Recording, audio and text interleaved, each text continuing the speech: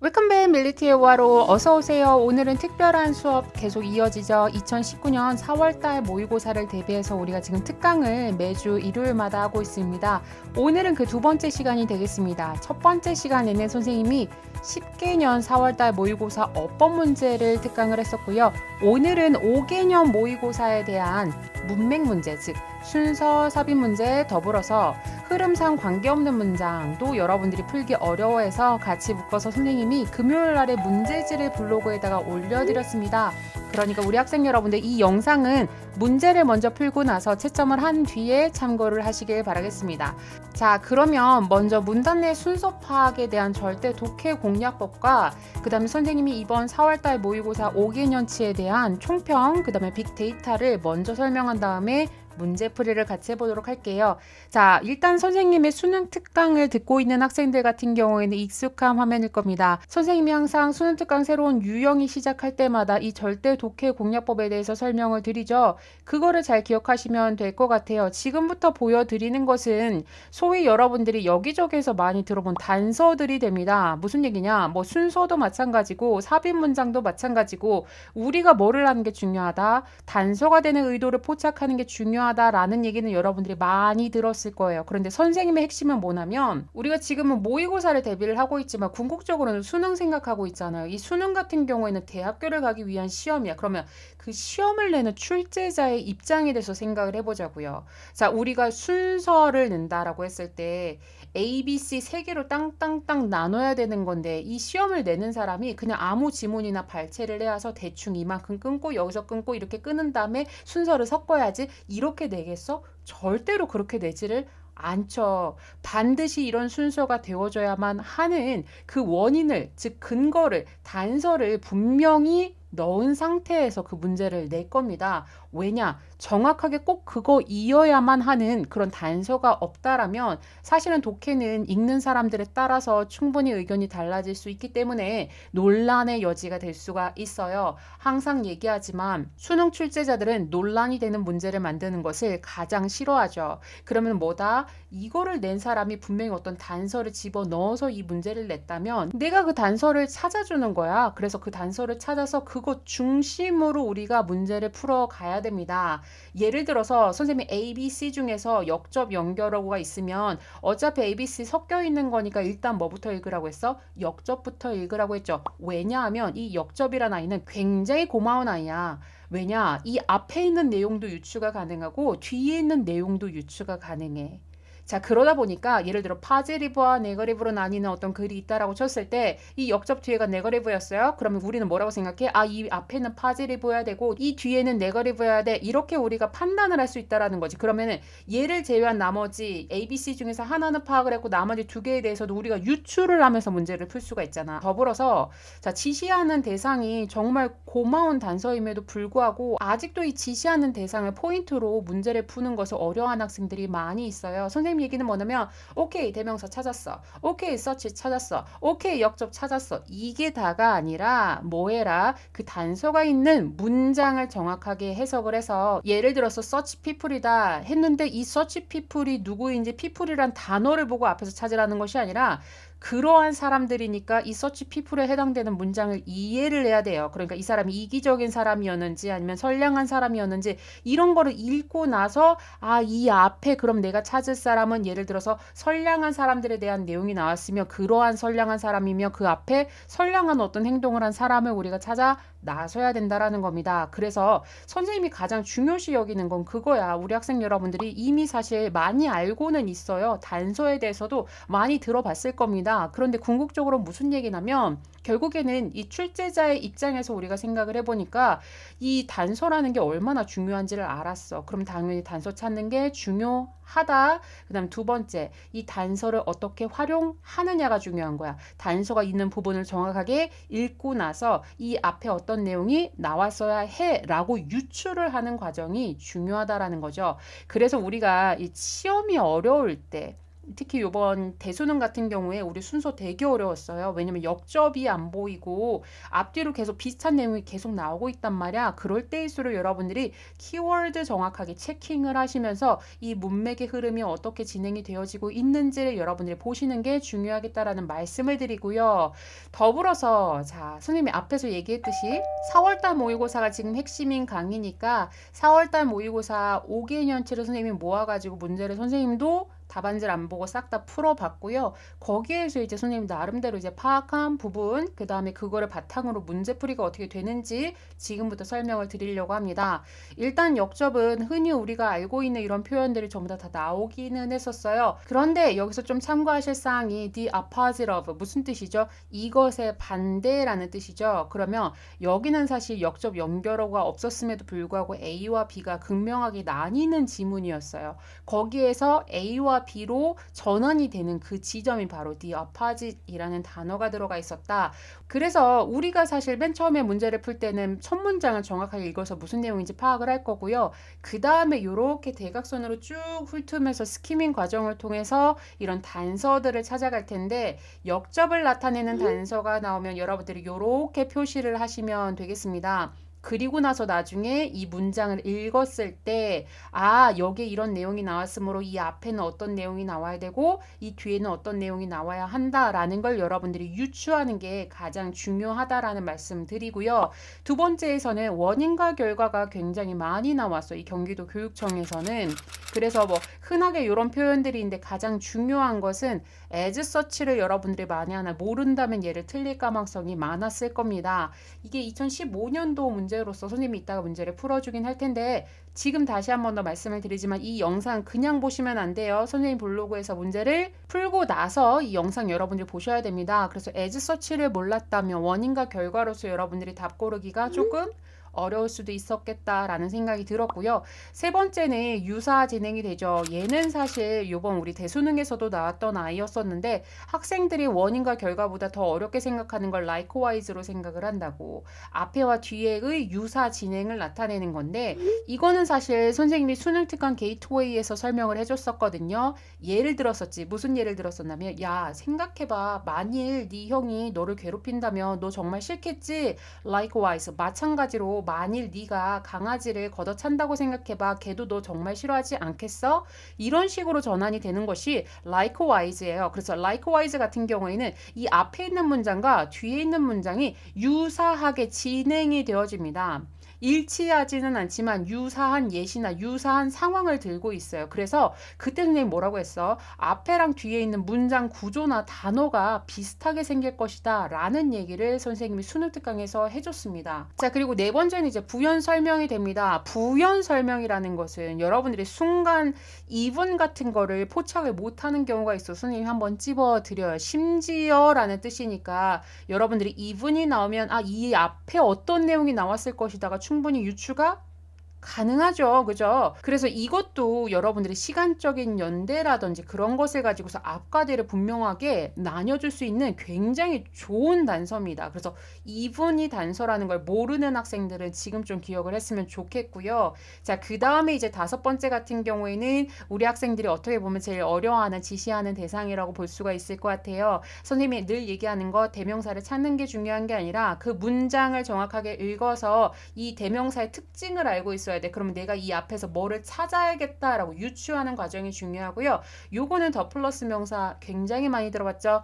플러스 명사, 더 플러스 명사 그 순서를 여러분들이 아셔야 되는데 얘도 이따가 같이 좀 풀어드릴게요. 마지막으로 우리 4월달 모의고사에서는 시간적 연대 흐름이 3번 이상 나왔어요. 우리가 5개년 문제 풀이를 선생님이 하는 건데 그 중에서 3번이나 나왔다라는 것은 얘 사실 빈도수가 좀 있는 거예요. 무슨 얘기냐?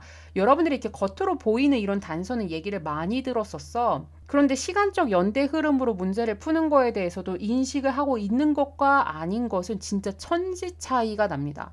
시간적 연대 흐름 같은 경우에는 여러분들의 시간을 확 단축시켜 줄 수 있는 엄청 고마운 아이니까 요거도 선생님이 문제가 어떻게 풀리는지 이따가 보여드리도록 할게요. 자, 그러면 문제 한번 풀어보도록 할까요? 순서랑 관련돼서 2015년 4월달 38번 문제가 됩니다. 이거 틀린 학생들은 선생님의 설명을 잘 듣고요. 그 다음에 문맥에 대해서 어떻게 어떻게 푸는지는 선생님이 푸는 것을 보고 나서 여러분들이 소위 감을 좀 찾아갈 필요가 있겠습니다. 자, 1번 선생님 문제 푸는 거 보세요. 일단 네모칸 안에 있는 이 문장에서 키워드를 체킹을 할 겁니다. 그래서 이게 무엇에 대한 글인지를 먼저 내가 알고 있는 게 중요해요. 여기서는 permission marketing, 선생님이 허용 마케팅이라고 적어놨죠.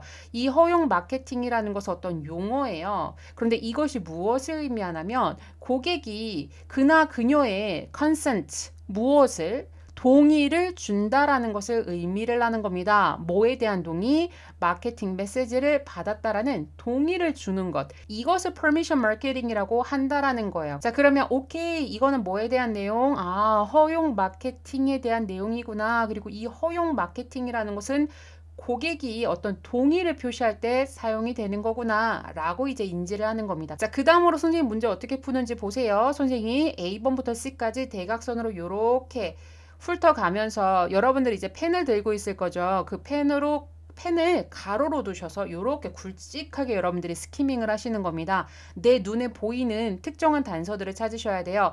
A번 같은 경우에는 25였으나 이시 지시대명사인지 알았더니 뒤에 뭐가 나왔어? It is no coincidence that. 대디하는 coincidence. 무슨 뜻이에요? 우연의 일치가 아니다 해서 이 it은 지시대명사가 아니라 가주어 진주어였어. 그런데 고맙게도 that을 발견하는 동시에 뒤에 they가 보였어야 돼요. 그러면 A번 앞에는 첫 번째 어떤 복수 명사가 나올 것이다. 그런데 여기서 오케이 좋았어. 앞에 있는 복수 명사 찾아야지.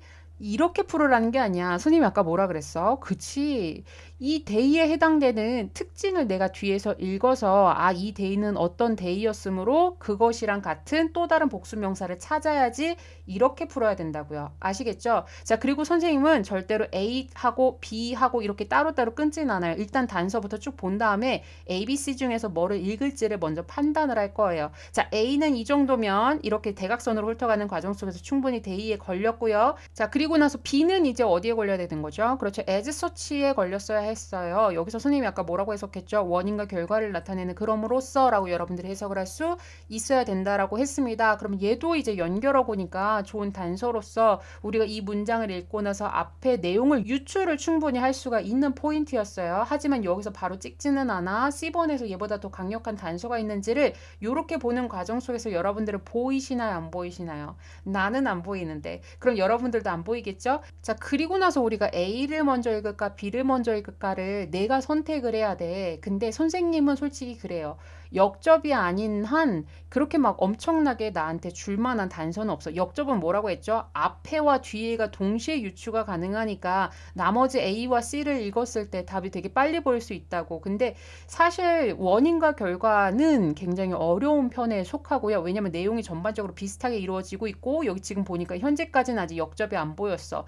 자, 이렇게 됐을 경우에는 그래도 지칭하는 대상을 찾는 게 조금 더 빠를 수는 있겠습니다. 그래서 얘를 이제 여러분들이 읽으셔야 돼요. 선생님은 A부터 읽을 거예요. 뭐 하자고? A에서 해당되는 키워드를 체킹을 해야 되는데 따다단 이게 웬일이야?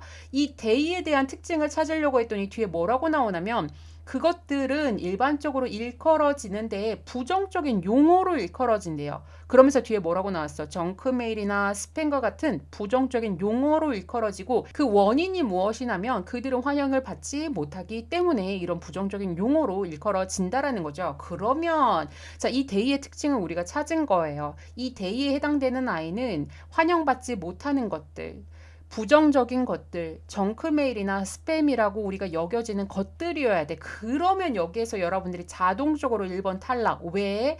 A가 맨 처음에 시작을 하려고 했었는데 여기 같은 경우에는 지금 뭐예요? 전혀 네거티브 하지를 않았지. unwelcome과는 전혀 상관이 없었어. 여기서 무슨 내용이 나왔어? consent, 동의가 나왔었거든. 그러니까 A로 시작하면 안 된다라고 우리가 유추할 수 있고요. 더불어서 뭐가 나오냐면 자, 포지티브와 네거티브로 나뉜다라는 것을 여러분들이 여기서 인식을 할 수 있어야 돼.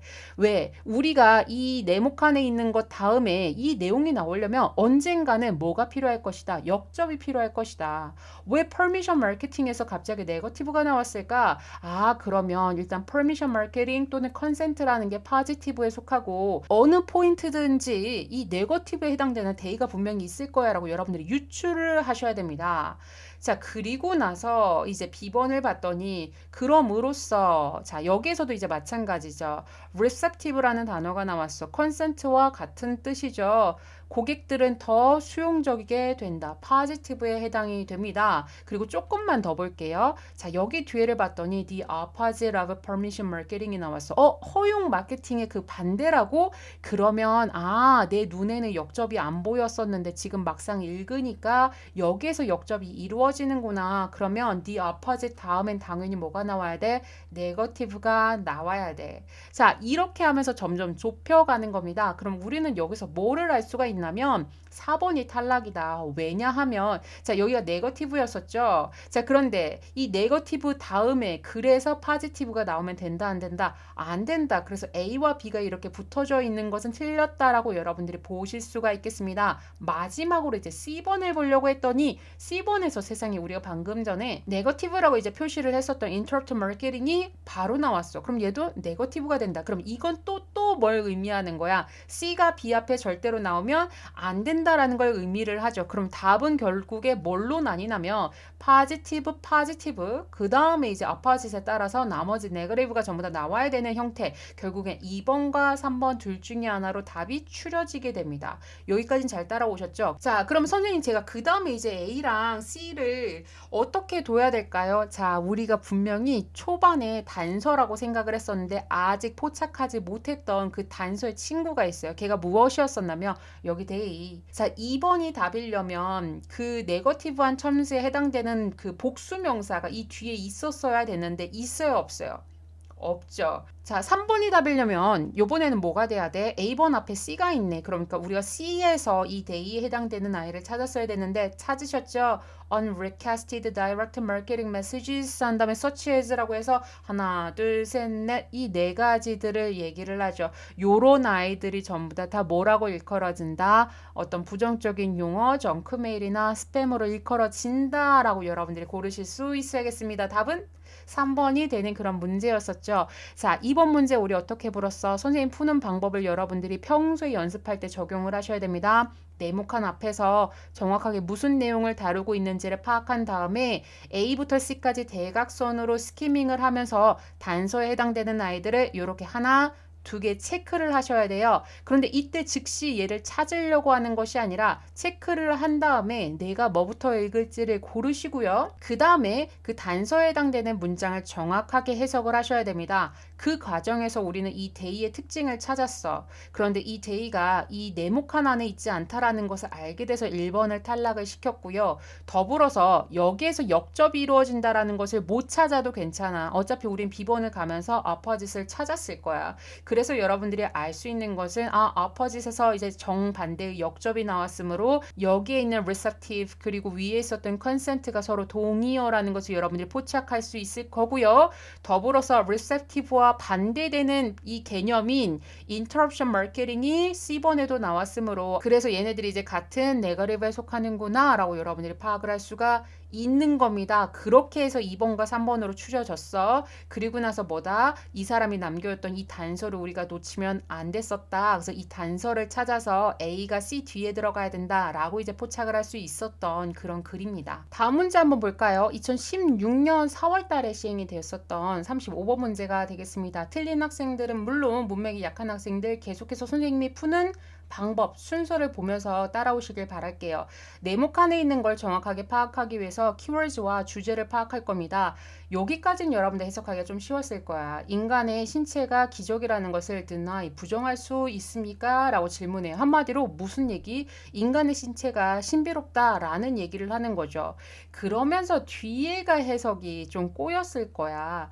house가 내가 집이라고만 알고 있는 학생들 같은 경우에는 얘가 is house도 어떻게 해석을 해야 되지? house는 한마디로 문맥적으로 해석하시면 될 것 같아요. 여기서는 거처를 제공해 주다 라기보다는 앞에 분명히 신체 얘기가 나오고요. 더불어서 뒤에를 보면 여기부터 볼까요? 지속적인 변화와 위험 속에서 작은 생명의 불빛을 키워주는 혈액과 뼈와 장기 안에서니까 여기서 뭐라고 하는 게 나을까요? 보호를 받다 요 정도로 여러분들이 해석을 하실 수 있을 겁니다. 그래서 네모칸만 확인을 하면 우리는 아마 그렇게 생각하겠지? 아, 인체 신비에 대한 내용인가 봐 라고 생각을 할지도 몰라요. 자, 그리고 나서 이제 A번부터 C까지 이렇게 대각선 형태로 여러분들이 스키밍을 하면서 단서를 포착하셔야 됩니다. In other words, 당연히 찾으셨어야 했겠죠. 즉, 다시 말해서 라는 얘기니까 앞에와 뒤가 자연스럽게 연결이 되어줘야 하는 부분이고요. 자, B번에서도 likewise가 나타났어. 그래서 likewise는 선생님이 아까 예시를 들어줬다. 맞죠? 얘는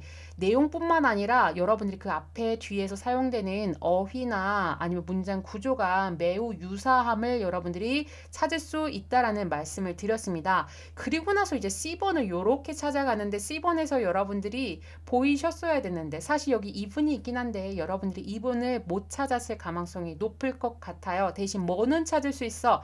더 미라클은 찾았다. 왜? 여기 앞에 miracle 나왔었거든. 자, 아시겠죠? 자, 그런데 여러분들이 이제 A, B, C 전부 다 단서가 있습니다. 마음에 드는 거 먼저 읽으시면 되는데 선생님은 역접이 아닌 한 웬만하면 그냥 처음부터 그냥 읽거든요. 그래서 여러분들 마음대로 아무거나 읽으시면 되는데 선생님 여기서는 in other words 먼저 보도록 할게요. 자, 여기에서 이제 키워드를 체킹하는데 따다단 이게 웬일이야. 전통적인 주택이 나옵니다. 아니야, 그럴 리가 없어. 여기 있는 하우징도 다른 뜻으로 쓰였을 거야. 라고 하는데 뒤를 봤더니 이글루 나오고 빌딩 나오고 다 진짜 말 그대로 이건 주택이랑 관련된 집이랑 관련된 내용이 나온 거예요. 그래서 여러분들이 housed와 이제 housing이 나와서 얘를 이제 유사어휘로 봤다면 큰일 날 뻔했었던 문제입니다. 즉 무슨 얘기냐? 우리 신체 얘기하고 있는데 갑자기 생뚱맞게 뭐에 대한 내용 나왔어요? 전통적인 주택 방식에 대한 내용이 나오고요.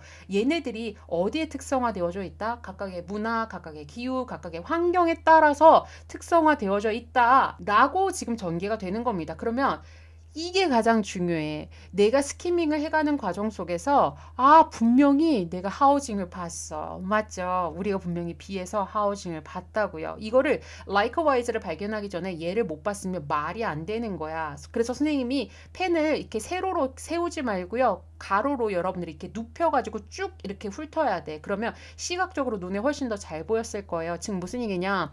분명히 바디 얘기를 하고 있었는데 갑자기 집 얘기가 나왔다고. 그러면 이 바디와 주택과의 어떤 관계성이 분명히 나올 거라고. 그러면 그거를 연결해주는 포인트를 여러분들이 잘 찾아가셔야 됩니다. 그래서 우리는 이제 뭐라고 생각할 수 있냐면 빨리 바디에 해당되는 또 다른 부분을 찾아서 그 연결점을 찾아줘야 돼. 자, 그러면 자연스럽게 일단 A는 탈락이 되겠죠. 바디 얘기 나왔는데 즉 다시 말해서 전통적인 주택 방식은 이거는 말이 안 되죠. 맞죠? 자, 그리고 나서 이제 B번을 봅니다. 선생님 그럼 B번도 아니지 않나요? 아니 근데 왜 그럴 수도 있잖아. 마찬가지로 집도 이렇게 된다 라고 이제 해석할 수 있기 때문에 신체가 그런 것처럼 집도 그렇게 한다 이렇게 해석할 수 있잖아. 그래서 뒤에 있는 키워드를 우리가 체킹을 했었는데 여기서는 지금 무슨 얘기가 나오냐면 developed가 나왔어요. 그러니까 주택은 독창적으로 발달을 slowly, 천천히 합니다. 무엇 속에서? 특정한 인간의 문화 속에서 무엇에 반응하여서 어떤 특정한 기후나 환경에 반응하여서 이거는 결국에 네모칸하고 이제 비교를 했었을 때 developed와 이제 관련이 전혀 없었던 내용이죠. 여기서는 신체가 무엇에 맞춰서 발달이 되다라는 얘기를 언급을 한 거는 아니고 그냥 단순히 우리 신체가 이런 것에 보호를 받고 있어서 정말 신비롭다라는 얘기를 하고 있지 그 신체가 이런 것에 반응을 해서 변화가 되어지거나 발달을 하게 된다 이런 내용이 전혀 없었다라는 거예요. 그래서 우리는 이 네모칸 다음에 B번으로 시작하면 안 돼. 그러면 결국에는 뭐로 시작한다? C로 시작을 한다. 그래서 답은 4번하고 5번으로 갈리는 거고 처음에 우리가 생각했었던 이 miracle 다음에 the miracle이 나오는 게 맞았구나 라고 우리가 파악을 할 수가 있는 겁니다. 더불어서 C번 뒤에서 우리가 뭐를 발견했냐면 our bodies, 드디어 이제 body가 나왔다 이거죠. A와 B에는 body가 전혀 없었는데 여기선 body가 나왔고 body 뒤에 여러분들 단어가 보이셔야 돼요. 뭐가 보여요? developed 보이시죠? 자, 그리고 뒤에는 또 어떻게 됐나요? 여기서 위에서 얘기하고 있는 수식절과 아주 유사성을 띄우고 있는 자연에 따라서, 자연 안에서, 그리고 자연의 한 부분으로서 시간이 지남에 따라 발전을 하게 된다. 마찬가지로 주택도 천천히 어떤 특정한 사람들의 문화에 따라서 발전을 하게 되고 어떤 특정한 기후나 환경에 반응하여 발전을 하게 된다. 즉 다시 말하자면 내용이 너무나 자연스럽죠. 그래서 답은 몇 번이 된다? 5번이 된다. 우리 학생 여러분들이 likewise 선생님이 사실은 이제는 역접 다음으로 좋아하는 아이예요. likewise가 굉장히 우리가 단서를 찾기 조금 더 수월해. in other words나 therefore이나 이런 것들도 앞에랑 뒤에가 연결이 됐다라는 건 알지만 우리 학생 여러분들이 비슷한 내용이 계속 전개가 되는 글 속에서 사실 우리가 수능을 본다, 모의고사를 본다 했을 때 굉장히 긴장을 하면서 시간에 쫓기면서 문제를 풀게 되잖아요. 게다가 우리가 꽤나 뒷부분에 있는 문제다 보니까 학생들의 집중력도 어떻게 보면 떨어질 수도 있고 시간적으로도 부족할 수 있는 상황인데 이런 것들은 사실 답을 고르기가 쉽지는 않지만 likewise 같은 경우에는 좀 답이 명확하게 보이는 부분이 있습니다. 그래서 이 likewise의 특징을 알고 모르고도 진짜 하늘과 땅 차이라고 선생님은 생각을 하는 거죠. 자, 그래서 요번 문제 틀린 학생들 같은 경우에는 선생님 생각은 그래요. 분명히 연결하고는 찾았을 걸, 분명히 체크는 했을 거야. 근데 여러분들이 뭐다? 이 앞의 내용을 유출을 하지를 않아. 이 뒤의 내용도 유출을 하지를 않아. 그랬을 경우에는 이런 문제 틀리기 굉장히 쉽습니다. 그러니까 이런 부분에 대해서 내가 평소에 연습할 때 자꾸 훈련을 하면서 인식하고 있는 것이 중요하다는 말씀을 드려요. 자, 다음으로 이제 2015년 37번 문제를 풀어보겠습니다. 앞서 선생님이 얘기했던 것처럼 시간적 연대로 푸는 것을 모르는 학생들이 있다고 해서 선생님이 이번엔 두 가지를 좀 보여주려고 해요. 자, 이것도 결국에는 우리가 알고 있어야 풀 수 있는 그런 문제가 되는 겁니다. 일단 첫 번째, 이 문장에서 키워드 체킹에서 무슨 내용인지 전체적인 그림을 예측을 하는 게 중요합니다. 과학이 실험을 향해서 이동을 하는데 뭐 하기 위해서? 이론을 입증하기 위해서 이동을 함에 따라 뭐가 이제 중요하게 됐다? 측정을 하는 도구들이 이제 중요하게 되었다. 아, 그래서 우리는 이제 측정 도구와 관련된 그런 내용이 나오겠구나 라고 유추한 상태에서 A번부터 C까지 요렇게 우리가 대각선으로 스키밍을 해나갈 겁니다. 그렇게 했을 때 A번에서 in the Middle Ages가 보여야 돼. 선생님 얘기는 이런 얘기예요. 자, 이거는 엄연히 시간적인 연대를 우리한테 정확하게 일러줬습니다. 그럼 얘는 뭐야? 아마 시간적 연대로 우리가 문제를 풀 수 있는 단서가 또 있을 것이다 라는 걸 여러분들이 알고 있는 게 중요해요. 그 다음에 B번 같은 경우 사실 이렇게 봤을 때 딱히 보이는 단서가 여러분 아직 안 보이죠? 자, 그리고 나서 이제 C번은 보입니다. 여기서도 정확하게 시간적 연대를 알려주잖아. 갈릴레오의 죽음 이후 16년 뒤라고 되어져 있죠. 이거는 무슨 얘기냐면 갈릴레오가 나올 것이다, 안 나올 것이다. 여기 100% 나온다. 그럼 동시에 뭐라고 파악할 수 있어? 아, 여기에는 갈릴레오 얘기가 없었으니까 당연히 C로 시작하는 4번과 5번은 탈락을 시켜야지 라고 이제 본 상태에서 역접이 딱히 없으니까 선생님은 또 A부터 볼 거거든요. A를 여러분들이 보다가 뭐가 포착이 되냐면 갈릴레오가 발견했다가 포착이 돼야 돼요. 그럼 이건 갈릴레오가 죽기 이전이 되는 거죠. 그러면 C번이 어떻게 돼야 되겠어? 그렇죠. C번이 A번 앞에 오면 안 돼. 그래서 3번은 탈락이 됩니다. 자, 그 다음에 이제 B번을 여러분들이 또 마찬가지 쭉 읽으면서 키워드 체킹해야 되는데 뭐가 보여야 되냐면 갈릴레오의 시대에서 라는 말이 보여요. 그러면 이것도 또 뭘 얘기하는 거야? 당연히 C가 B번 앞에 오면 안 돼. 그래서 답은 몇 번? 2번 된다. 너무 쉽죠. 더불어서 여러분들 좀만 더 볼까요? Ancient Humans 나왔네. 고대 나왔어. 고대가 먼저야? 중세가 먼저야?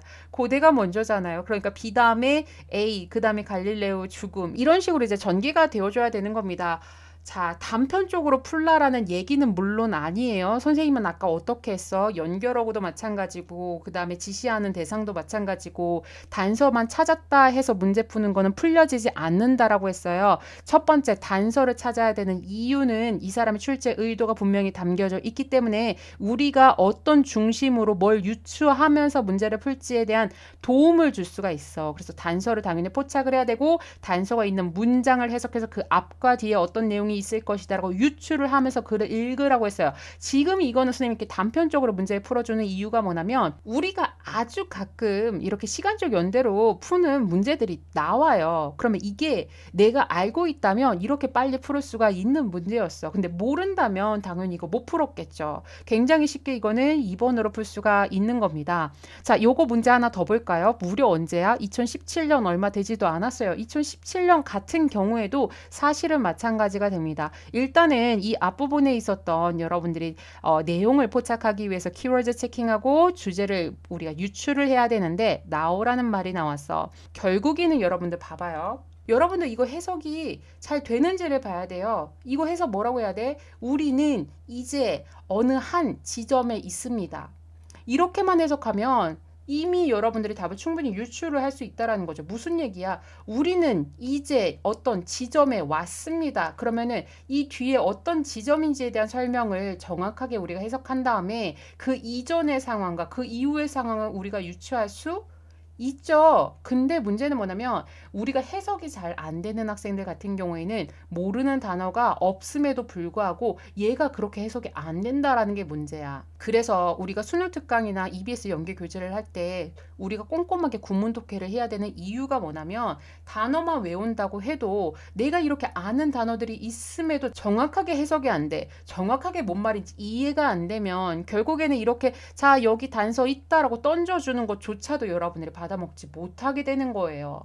아시겠죠? 그래서 우리가 뭐다? 구문 독해가 결국에는 항상 제일 중요하고 그 다음에 키워드 체킹이 중요하다. 자, 여기서는 지금 뭐예요? 자, 우리가 이제 어느 지점에 왔어. 근데 그 지점이 어떤 지점이냐면 문서를 분석하는 그 유형이 더 이상 무엇으로 되지 못하는 수동으로 되지 못하는 그 지점에 왔어. 자, 그러면 여기선 사실 끝났죠. 여러분들이 뭐라고 생각하냐면 이 앞에는 무슨 내용이 나와야 돼? 그렇죠. 자료 분석을 수동으로 할 수 있었던 옛날 과거에 대한 내용이 나와야 되고요. 여기부터가 이제 현재는 어떤 특징이다. 자료 분석을 수동으로 하지 않는다라는 그 전환점을 여러분들이 찾으시면 되겠습니다. 내용적으로도 찾을 수가 있겠지만 얘 사실 동사만 좀 보여줄까요? 과거, 그 다음 현재 나왔어. 얘 어디에 들어가야 될 것 같아요? 그렇죠. 4번이 답이었었던 그런 문제입니다. 이렇게 단편적으로 동사 시제만 보고서 여러분들이 고르라는 것은 아니에요. 그런데 선생님 얘기는 뭐냐면 내가 정확하게 이 글을 읽고 해석을 했다면 이 사람의 출제 의도가 포착이 됐을 겁니다. 그 방향을 맞춰가는 것은 그리 어렵지는 않다라는 것을 선생님이 보여주려고 일부러 이 지문을 선택을 했어요. 자, 참고적으로 이 4번 내용을 잠깐 보도록 할까? 4번 뒤에를 봤더니 furthermore 게다가야. 그러면 얘는 당연히 이 앞과 뒤에가 동일한 내용, 비슷한 내용이 연결이 되어졌어야 됐는데 뒤에를 봤더니 뭐라고 하죠? 자료의 양이 너무나 커요. 그러다 보니까 수동적 분석이 불가능하다. 그러면 여기 앞에 뭐가 나왔어야 됐어? 수동적 분석이 불가능하다라는 이 네모칸이 들어가는 게 너무나 당연했었던 그런 문제였었죠. 자, 선생님처럼 딱딱딱딱 끊는 거 쉽죠? 라고 얘기를 하는데 선생님이 얘기하는 건 여러분들의 심리 상태도 시험을 봤을 때랑 아니면 방에서 혼자서 문제 풀 때랑은 완전 다를 겁니다. 내가 평소에 실전처럼 연습이 이런 식으로 되어져 있어야 되고요. 연습이라는 건 문제를 많이 풀라라는 게 아니야. 내가 이거를 분석할 줄 알아야 되고 내가 이런 것을 찾아가는 과정 속에서 혼자서 그 방법을 알아가야 돼요. 그렇게 하고 나서 뭐가 중요하다? 내가 의식하고 있는 게 중요하다. 아시겠죠? 자, 결국에는 얘는 해석이 안 됐다면 이 단서를 찾기도 쉽지는 않았을 겁니다. 자, 그리고 나서 자, 요번에는 흐름과 관계없는 문장을 좀 보도록 할게요. 우리 수능 특강 유형편에서는 12강을 이미 끝냈죠. 그래서 여러분이 절대 독해 공략법은 많이 들었을 겁니다. 이렇게 동떨어져 있는 또 다른 하나의 아이를 우리가 빨리 찾아야 되는데 가장 중요한 것은 뭐다? 문맥 문제처럼 풀 필요는 없다. 뭐를 제외하고 연결어구가 있는 것을 제외하고 무슨 얘기야? 1번에서 2번, 2번에서 3번, 3번에서 4번 이런 식으로 연결성이 있나? 라고 풀면 오히려 여러분들이 함정에 빠질 가능성이 높습니다. 결국에는 우리가 처음부터 1번 내지 2번까지가 주제문이에요. 그러면 그 주제문 속에서 뭐를 포착하는 게 중요하냐면 키워드를 포착하는 게 굉장히 중요합니다. 그래서 이 주제와 어긋나는 문장 또는 어떤 문장 주제와 반대되는 문장을 여러분들이 고르시면 되는 문제입니다. 요거는 사실 우리 순서보다는 훨씬 난이도가 쉬워서요. 선생님이 2017년 하나만 보여드리도록 할게요. 참고로 2018년에 풀지 않는 이유는 시험 보기 바로 전주에 선생님이 금요일 날에 문제지를 올려드릴 거예요. 그거는 여러분들 시간 재고 풀었으면 좋겠어요. 그래서 2018년은 미리 설명을 하면 여러분들이 정확한 점수가 나오지를 않으니까 시험 보기 전주 주말에 선생님이 문제를 올려서 그거 문제풀이 따로 해드리도록 하겠습니다. 2018년을 제외하고 가장 최근에 있었던 문제 얼마나 쉬운지 몰라요. 자, 가장 중요한 건 뭐다? 이거는 그렇게 보시라고 했어요. 자, 여기 첫 문장부터 1번 내지 2번까지가 주제문입니다. 최근에는 어디에 4번의 주제문이 있었는데 3번이 답인 적이 있었어. 결국에는 주제문의 위치가 중요한 것이 아니라 주제문을 파악해서 키워드 체킹하는 게 중요한데요. 2017년 4월달 모의고사가 쉬울 수밖에 없었던 이유는 이미 사실 1번 앞에서 주제문이 나왔어요. 여기서 핵심이 되는 것은 차를 재배하는 시즌이 있는데 이 시즌이 다르다는 거죠. 무엇에 따라서 어떤 지리적 영역에 따라서 다르다라는 얘기가 이제 가장 핵심이 되니까 앞으로는 어떻게 다른지에 대한 내용이 1번부터 5번까지 쭉 이루어지게 될 겁니다. 얘는 여러분들이 이렇게 스키밍을 하실 필요가 없어요. 문맥 문제에서는 스키밍을 해서 단서를 포착해서 그걸 맞춰서 글을 읽어야 되지만 얘는 문맥 문제가 아니니까 스키밍을 하실 필요 없이 1번부터 차근차근 키워드 체킹해서 이 주제문과 비슷한가 아니면 벗어나는가를 여러분들이 파악을 하셔야 됩니다. 1번에서 키워드를 체킹을 했었더니 자, 일부 prime이 무슨 뜻이에요? 최적의죠. 그러니까 최적의 상태에 있는 위치에서는 차가 재배가 되어질 수 있다. 수확이 언제 된다. year round 무슨 뜻이에요? 1년 내내 수확이 가능하다. 자, 그러면 얘는 재배 시기, 그 다음에 지리적 특징에 대한 내용이 나왔으니까 1번은 맞았고요. 2번 볼까요? 자, 2번에서는 또 뭐가 나왔어? 생산할 수 있는 시즌이 제한이 되어져 있다 라면서 그 앞에 뭐가 보이셔야 되냐면 equator 무슨 뜻이죠? 적도란 뜻이죠. 그래서 이거 지리적인 특성 나왔구나. 2번 맞았어. 3번에 이제 예를 들어서 한 다음에 케냐라는 지역을 설명을 해줘요. 그러면서 여기서 또 equator 나왔습니다. 그러면 우리는 재배 시기와 관련된 내용이 나오면 되는데 얘도 다행히 그 잠재적으로 1년 내내 수확이 가능하다라는 얘기가 나왔어요.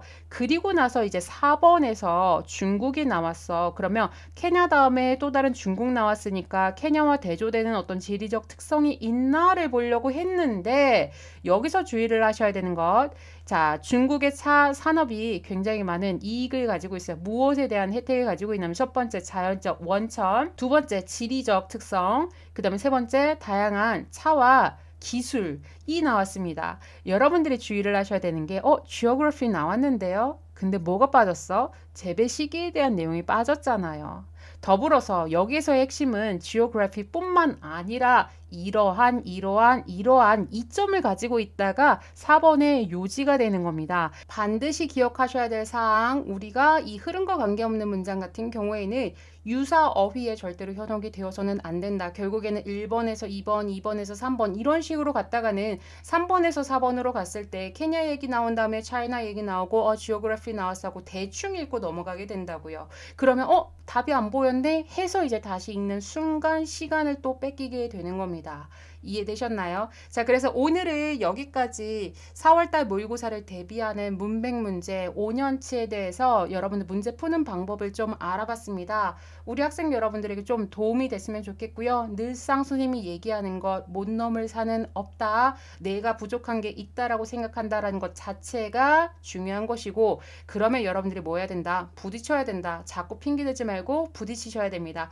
자, 우리 수능 특강이 지금 현재 어디 나가고 있어요? 13강 다행히도 그 문장 순서 고르는 문제가 지금 계속 나가고 있습니다. 그러니까 이 부분에 대해서 지금 영상이 4개가 나갈 건데 그중에 2개가 진도가 나갔죠. 여러분들 나머지 2개가 끝날 때까지 조금 여러분들 기출문제 같은 거 아니면 내가 그동안 문제집 많이 쌓였는데 아마 안 푼 것들 많이 있을걸. 거기에서 막 뒤져서 순서랑 삽입 그 다음에 흐름과 관계없는 문장을 지금 공부한 김에 좀 여러분들이 하루에 몇 개씩 이런 식으로 풀어가면은 분명히 자신감이 붙을 겁니다. 그리고 여러분들한테 감도 생기겠죠. 자, 그러면 우리 다음 주에는 선생님이 마지막으로 빈칸 문제를 풀어드릴 거예요. 그 다음 주가 이제 2018년 문제풀이가 되는 겁니다.